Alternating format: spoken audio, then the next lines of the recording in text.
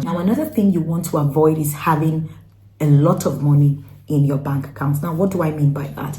Now, in the age where you have many people wanting to travel and not come back home, imagine that you're saying you're going on a trip, and let's say your trip, you declared that your trip was going to cost you 5 million naira, and let's say you now have like 50 million naira, or maybe you have 30 million naira, and then you don't have sufficient ties to your home country.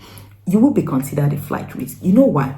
If they look around and cannot see any strong ties that you have to your country to show that, yes, you are someone who has a job that earns this kind of money. So this balance, this huge balance you have in your bank account is regular to you. Imagine someone that has gone to sell everything that they have and gathered money, to sustain them abroad until they are able to find their food place in that particular country. Now, it would make it look like you're planning to travel and then you have gone to sell your properties or gather all your savings in one place.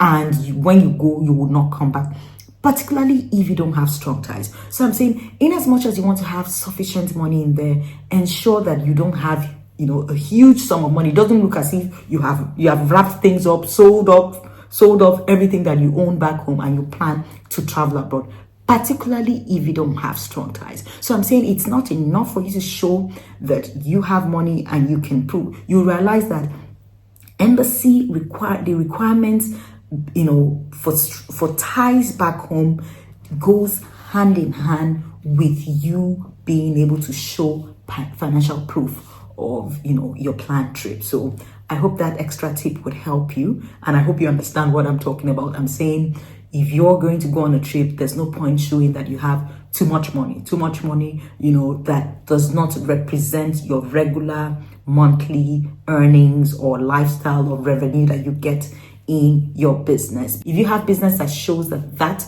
earning is regular, it's consistent, then you don't have a problem. But if you're someone who earns way below what your bank account suggests that you have, you may be considered a flight risk. So I hope that helps you. I wrote a book and it's called Girls Don't Travel Just for Flowers. To get a copy of this book, if you're abroad, you can get it from Lulu Bookstore. If you're in Nigeria, the bookstores where you can get, one of it is Roving Heights. You can actually buy on Roving Heights and have it delivered to you. And then if you want an author's copy, that's a copy that has been autographed by me, you would have to book directly to the website, or you can just send me a message here and then I would just let you know how you can get a copy of this book. So this is a book that you need to read, not just you, your children need to read it. It is something that I think everyone would relate with. It's not just about travel adventure. It is deeper than that. It's a light read, but with really, really deep, and powerful, I call it a powerful book, so get a copy for yourself.